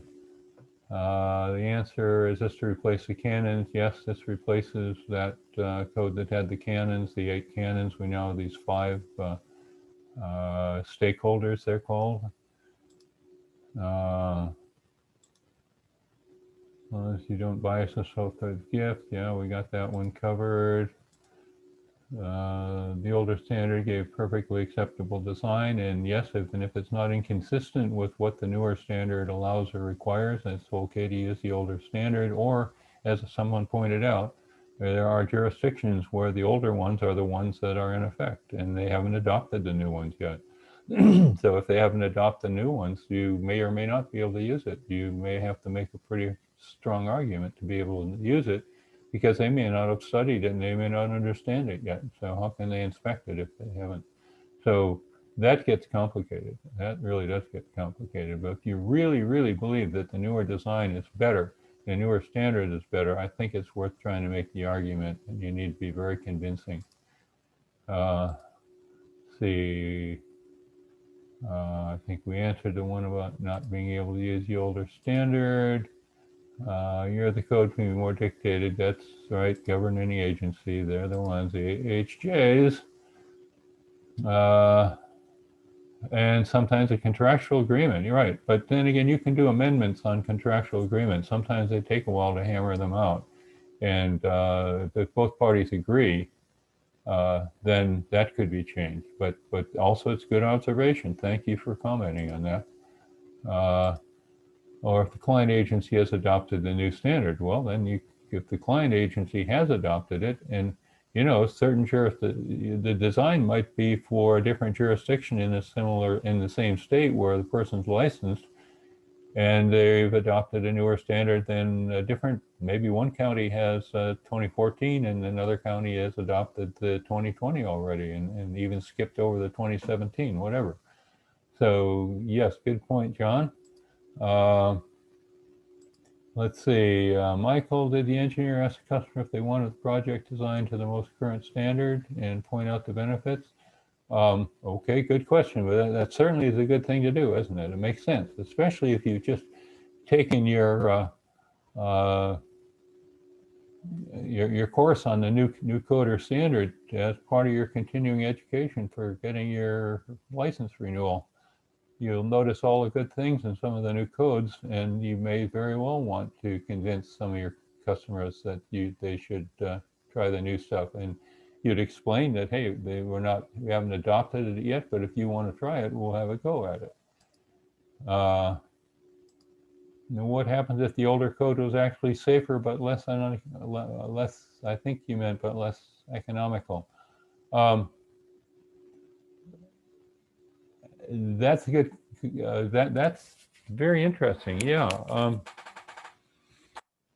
Once again, authority having jurisdiction and the customer. That's your job as an engineer, to be able to make those arguments for, I'd really like to do it with this new code, doing this whatever new material or whatever. But guess what? This may not be the best idea for this particular design. So yeah, good observation. And James, there would legal liability in using old codes. There might be, unless it were all spelled out, and as long as everybody's attorney signed off on it, and as long as the authority having jurisdiction signs off on it as being the right thing. Again, my inclination is, it's not clear to me why any specific situations where I'd want to use an old code. I've written a number of courses on updates of the National Electrical Code. Almost every time it's a new update, I write a continuing ed course on the changes. And rarely have I seen changes that I felt were for the bad. These code making panels have a lot of members, and they really do a lot of hard work to make sure they're using modern equipment. And certainly the photovoltaic codes are a whole lot better in the 2020 National Electrical Code than they were in the 2017 or 14 or 11. And because people with experience, they learn how to do it better and better all the time.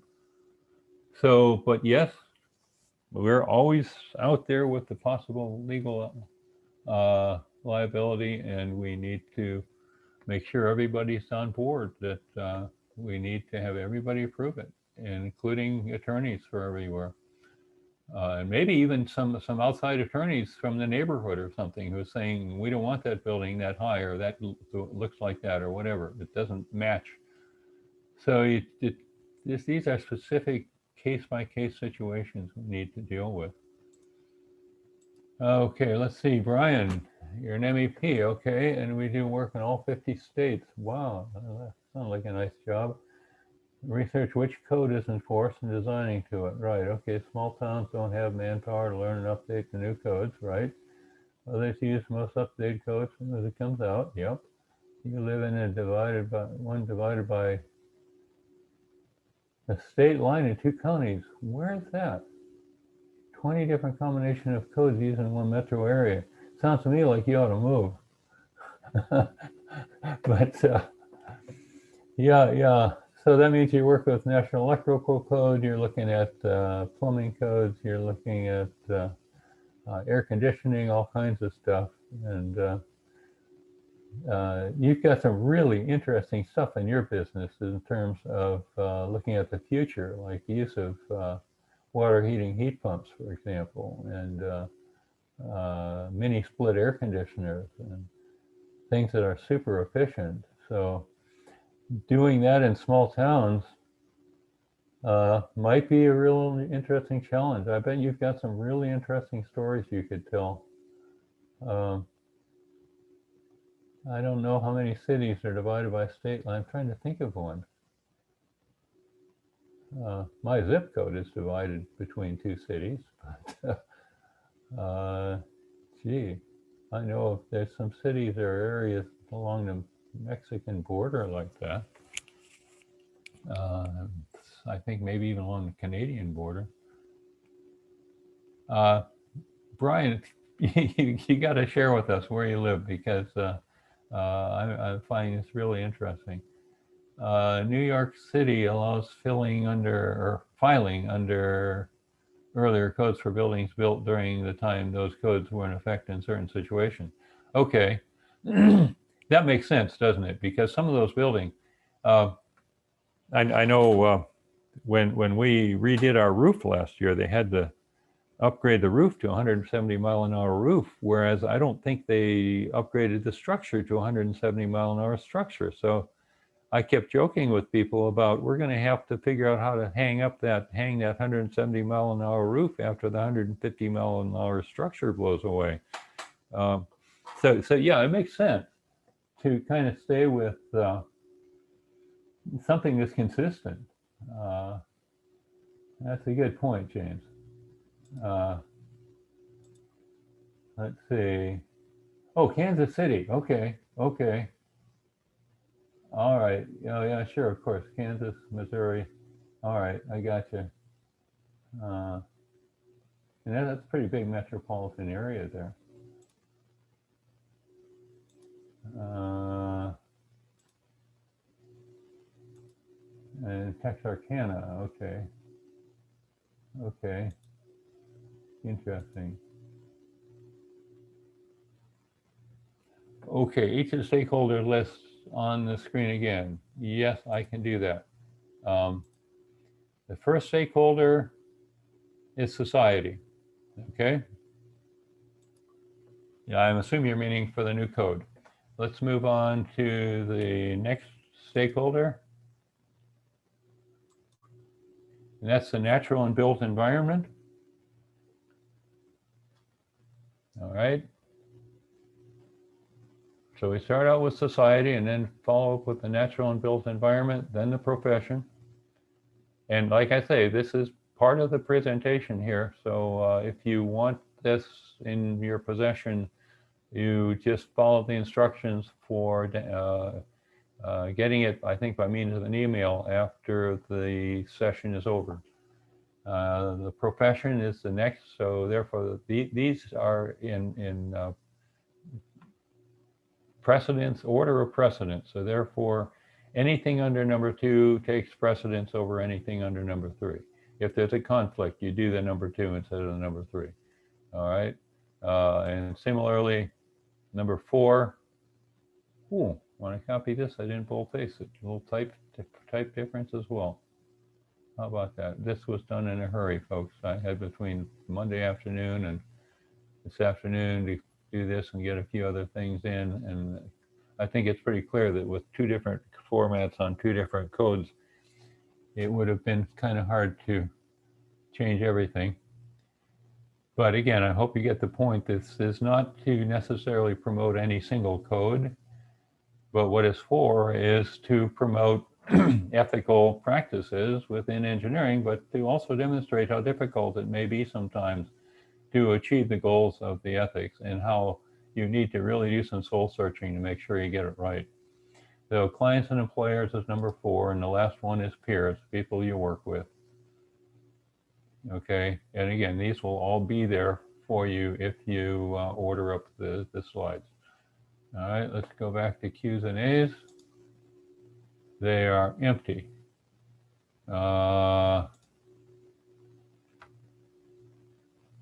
So all I can say now is we've got a couple minutes here, like 4 minutes. So it's not that we haven't used up our time, and the discussion has been really interesting. I appreciate all the comments you all have had.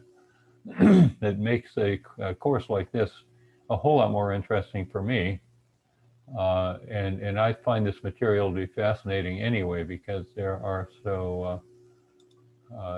it's just a bit more challenging than a how-to kind of a webinar where the answers are pretty straightforward. You use number 10 wire in this particular case because the length is 80 feet and the current is 22 amps. But not everything in engineering is totally definitive, I think, as you now realize, and you're very welcome for the interactive webinar. I, as a former college professor, the whole thought of not being able to be interactive is kind of depressing to me. So I really appreciate all of the participation that you've joined me. 170 mile is ultimate, document speed up, yeah, and the load combination pressure is back down by 0.6.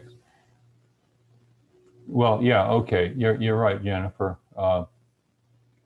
If you, they just did some things a little differently. And that I didn't want to go into that total non-detail, but absolutely right. You're multiplying by a 0.6. It's still some of the tables. When you're an electrical engineer doing wind loads, you learn what you can in ASCE 7, and you mostly go into tables and what is it, chapter 31, 32, something like that, for modules that are fastened to a roof. And but thanks for pointing that out.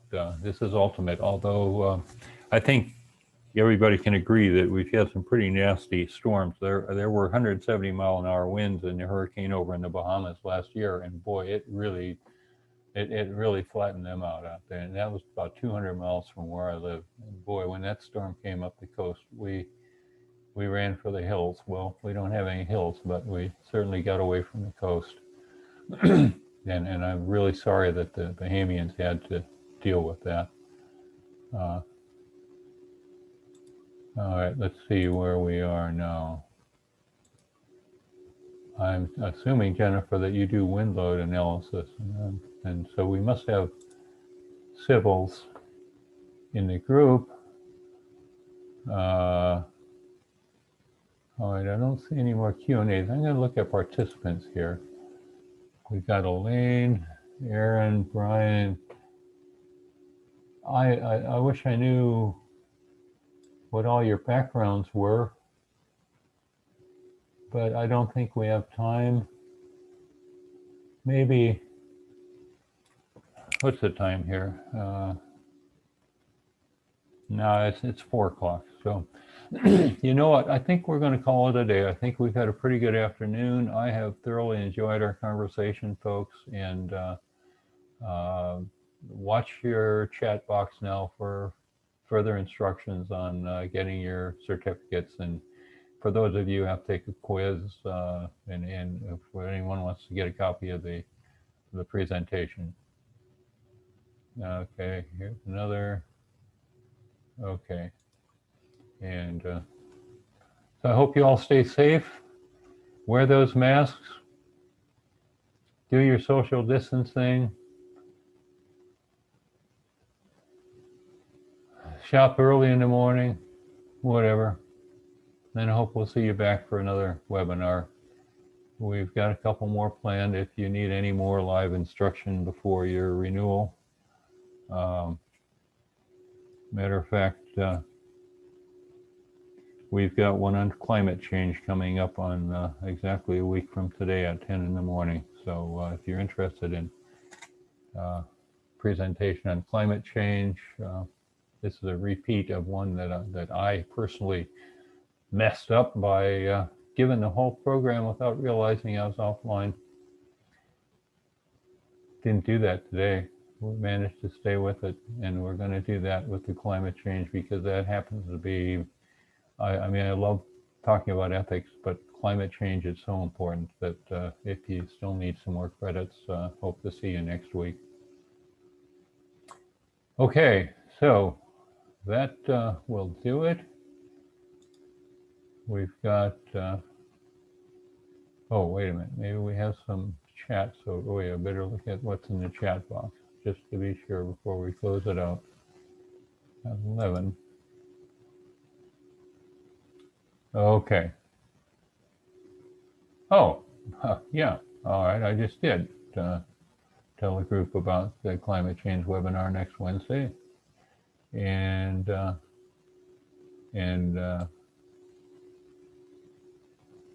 yeah, okay. So here's all the information from PDH source.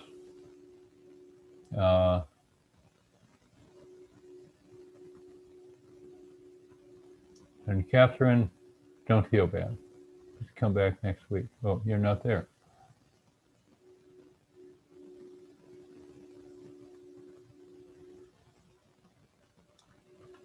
Okay, so everybody's had a chance to review the information in the chat box. I'm going to sign off. I think that probably the webinar will remain up for a little while.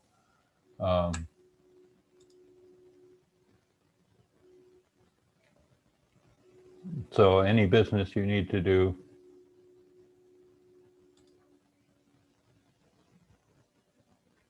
you can still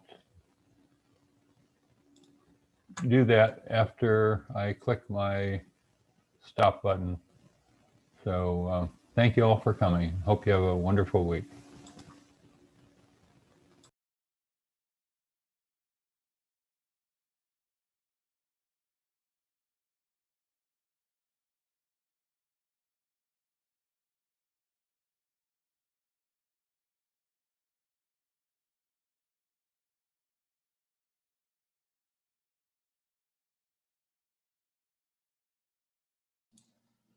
Thank you all for attending.